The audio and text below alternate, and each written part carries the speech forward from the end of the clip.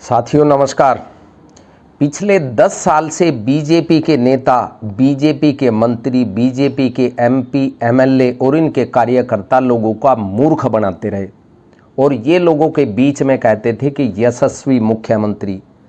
9.5 साल तक तो मनोहर लाल खट्टर को यशस्वी मुख्यमंत्री कहा और पिछले 4-5 महीने से नायब श्रेणी मुख्यमंत्री हैं। और उन्होंने अभी हाल ही में जनसभा में कहा था कि भाई समझो, और मैंने पहले भी कहा था, और 8 तारीख के बाद मैं थारी ऐसी चूड़ी टैट कर दूंगा कि कई लोगों की चंगाड़ा निकलेंगी। चंगाड़ा पता नहीं किसकी निकलवाने की बात नायब सैनी कह रहे हैं। मैंने पहले भी कहा था, मैं कहा भाई अपना थोड़ा सा चेंज कर ले और फिर देख लो दिक्कत खड़ी हो जाएगी, क्योंकि मैं तो इलेक्शन मोड में रहा हूं। मैं पूरा चूड़ी नहीं टैट कर पाया। 8 तारीख के बाद ऐसी चूड़ी टैट कर दूंगा कहीं लोगों की चंगाड़ा निकल आएंगे। भाइयों मजबूती से आप लोग लगे रहिए। चंगाड़ा पता नहीं किसकी निकलवाने की बात नायब सैनी कह रहे हैं। अरे चंगाड़ा तो थारे अपने कार्यकर्ता और नेताओं के लिए कर रही है। चंगाड़े निकलने की बात अब इसलिए कह रहे हैं कि पंचकूला के अंदर, पंचकूला और चंडीगढ़ में कोई फर्क नहीं है। पंचकूला में मुख्यमंत्री रह रहे या चंडीगढ़ में मुख्यमंत्री का निवास है, इसमें कोई भी फर्क नहीं है। पंचकूला के सेक्टर 19 में इनके अपने वरिष्ठ नेता विनोद दुआ उनका नाम है, उनके घर में सुबह 8 साढ़े 8 बजे घर में चोरी हो जाती है। और चोरी भी 10, 20, 30 हज़ार की नहीं, बल्कि 2.5 लाख से ज़्यादा का सामान चोर निकाल करके ले जाते हैं।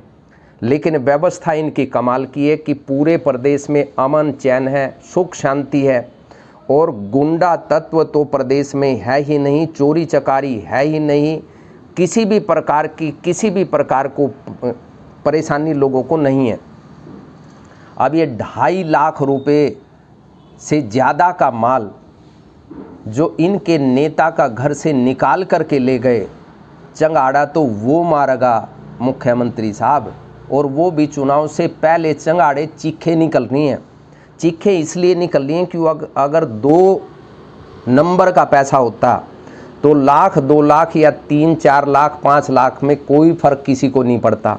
लेकिन अगर खून पसीने की कमाई हो तो 10 रुपये भी गुम हो जाते तो चंगाड़ा निकलते हैं, चीखें निकलती हैं। इनको कैसे बचाओगे? और किसके चंगाड़ निकालने की बात कर रहे हैं मुख्यमंत्री साहब? अरे कम से कम 10 साल हो चुके हैं तुम्हारी सरकार को। 10 साल में ये चोर उचक्के भी अगर तुम्हारे काबू में नहीं आए, तब फिर अंदाज़ा लगाइए कि जो बड़े बड़े लुटेरे हैं वो कैसे काबू में करोगे। और कमाल की बात ये देखिए कि ये ईमानदारी की बात करते हैं।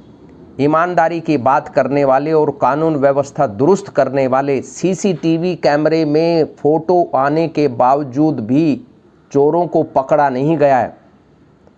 सीसीटीवी में सारा की सारी फुटेज उस चोर की सामने आ रही है, रेकी करते हुए उनकी फ़ोटो आ रही है। और उसके बाद ये कह रहे हैं कि चंगाड़ा निकाल लेंगे। केवल इलेक्शन मोड में रहिए। 4 महीने थोड़ा समय नहीं होता किसी भी मुख्यमंत्री को शासन व्यवस्था को दुरुस्त करने के लिए।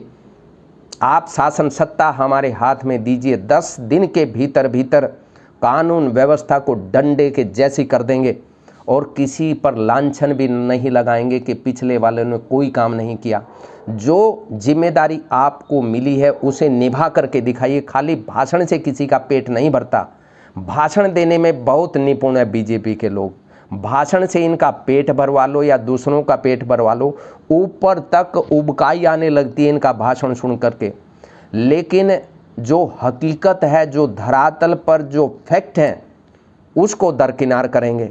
अरे इसमें तो तुम्हारे अपने वरिष्ठ नेता, बीजेपी के नेता के घर में लूट हुई है, चोरी हुई है, और वो भी 2.5 लाख से ज़्यादा का सामान लेकर के चले गए। और ये कोई दूर दराज इलाके का मामला नहीं है, पंचकूला का मामला है। पंचकूला का, जहां आपके स्पीकर ज्ञानचंद गुप्ता चुनाव लड़ रहे हैं और 5 साल से स्पीकर हैं।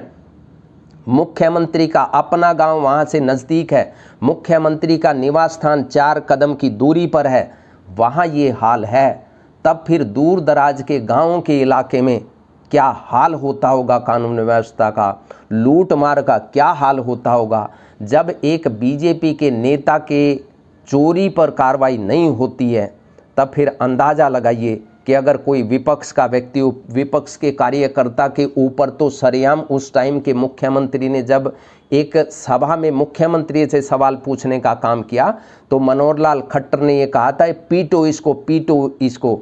अरे कमाल, डूब करके मरो, डूब करके मर जाओ कि संवैधानिक पद पर बैठ करके एक परिवार की बात करते हैं, हरियाणवी एक, हरियाणा एक की बात करते हैं, तब फिर ये पार्टीबाजी देखने लगते हैं, उसको मारने की बात करते हैं। लेकिन यहाँ तो तुम्हारे अपने कार्यकर्ता, अपने नेता के यहाँ लूट हुई है, नेता के यहाँ डाका पड़ा है, नेता के यहाँ चोरी हुई है, कम से कम अपने लोगों को तो बचा लो। पूरे हरियाणा में कानून व्यवस्था का बंटा धार हो चुका है और इसका जीता जागता उदाहरण ये आपके सामने है। अलग अलग शहरों में जाएंगे तो इससे भयंकर स्थिति आपको नज़र आएगी। खाली भाषणों से काम नहीं चलता, व्यवस्था परिवर्तन का समय आ चुका है। हरियाणा की जनता इन सब छोटी छोटी बातों को, जो आपकी नज़र में छोटी बातें हैं, क्योंकि ये बात हम जो उठा रहे हैं, कोई कहेगा कि इतनी छोटी सी बात का कोई मुद्दा थोड़ी है। 2.5 लाख या 2 लाख रुपए जिसके घर से चले गए, उसके लिए बहुत बड़ा मुद्दा है। मुख्यमंत्री के लिए, बीजेपी के नेता के लिए, बीजेपी के किसी भी कार्यकर्ता के, जो अमीर कार्यकर्ता, उनके लिए 2-2.5 लाख रुपए कुछ भी नहीं हो सकता। लेकिन विनोद दुआ जैसे जो इनके अपने नेता हैं, उनके लिए एक बहुत बड़ी रकम है 2-2.5 लाख रुपए। 2-2.5 लाख रुपए इकट्ठा करने में, सामान जोड़ने में वर्षों लग जाते हैं, महीनों लग जाते हैं और बहुत मेहनत करनी पड़ती है। कम से कम इन छोटी छोटी बातों की ओर ध्यान अगर देते तो तुम बहुत बड़े व्यक्ति हो जाते और आज झूठ बोलने की ज़रूरत नहीं पड़ती। और रही बात पेच टैट करने की, कि मैं पेच टैट कर दूँगा, 8 तारीख के बाद कईयों के चंगाड़ा निकलेंगे। अरे चंगाड़ा तो तुम्हारे अपने कार्यकर्ताओं की पहले ही निकलने लगी हैं और उनकी चंगाड़े तो तुमने सुनी नहीं होंगी। जो तुम्हारे अपने नेता जिनकी टिकट काटने का काम किया और जो दिन रात दरी बिछाने का काम करते बीजेपी को आगे बढ़ाने के लिए, उनको दरकिनार करके बाहर के लोगों को शामिल करके टिकट देने का काम किया। चंगाड़ा तो उनकी पहले ही निकल चुकी हैं और जिनके घर में सामान साफ हो चुका है, 2-2.5 लाख रुपए चले गए और जो सुख चैन चला गया, जो पीछे पीछे पुलिस के जाएंगे, रिपोर्ट दर्ज करवाने के लिए जाएंगे, फिर उसको फॉलोअप करेंगे, चंगाड़ा तो उनकी निकलेंगे। तुम भाषण दे के निकल जाओ और भाषण दे के ही कानून व्यवस्था को दुरुस्त कर दो, इससे काम नहीं चलेगा। प्रदेश की जनता देख रही है, प्रदेश की जनता बदलाव चाहती है और हमारी सबसे अपील है कि ये जो लूट मार, चोरी चकारी, डाकेबाजी, लूट खसोट, ये छोटी घटना नहीं है, ये हर व्यक्ति के साथ होने वाली घटनाओं में शामिल है। इनको अगर ठीक कोई भी शासन व्यवस्था करती है तो मान लीजिए कि तब राम राज्य आ गया है। अगर लूट मार है परिवार में या घर में, सरेआम दिन दहाड़े अगर इस प्रकार के वाक़े होते हैं, उसे राम राज्य नहीं कहा जा सकता। आप भाषणबाजी जितनी मर्जी कर लीजिए, पंचकूला जैसे शहर के अंदर, शहर के बीच में सुबह के समय अगर इस प्रकार की वारदात को अंजाम दे करके व्यक्ति चला जाता है, सीसीटीवी में आने के बाद उसे पकड़ा नहीं जाता है, तो ये लानत है पूरी व्यवस्था के ऊपर, लानत है मुख्यमंत्री के ऊपर। और क्योंकि अगर इस छोटी सी घटना जो आपकी नज़र में हो सकती है, जिसके घर से सामान चला गया, उसके लिए बहुत बड़ी घटना है। हमारी मांग है कि इस अपराधी को तुरंत बिना किसी देरी के पकड़ा जाए और बीजेपी के नेता का सामान और जो पैसे चोरी हुए हैं उसको रिकवर करके उसे समय पर देने का काम करे।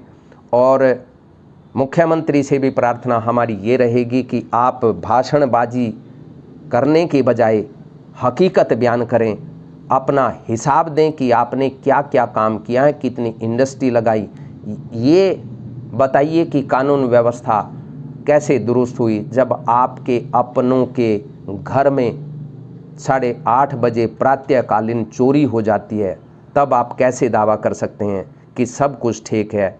पेंच टाइट करना है तो जो जिम्मेदारी जिन लोगों की है कानून व्यवस्था दुरुस्त करने की, उनके पेंच टाइट करिए।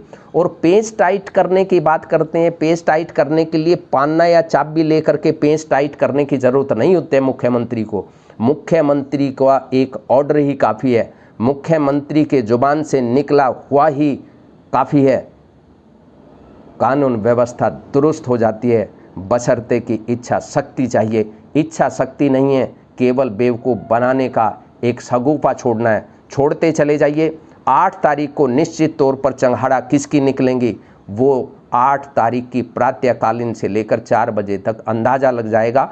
प्रदेश की जनता से हम अपील करेंगे कि आप बदलाव के लिए वोट दीजिए, और जो इस प्रकार की बातें करते हैं, चिकनी चौपड़ी बातें करते हैं, उनके भाषणों को समझिए।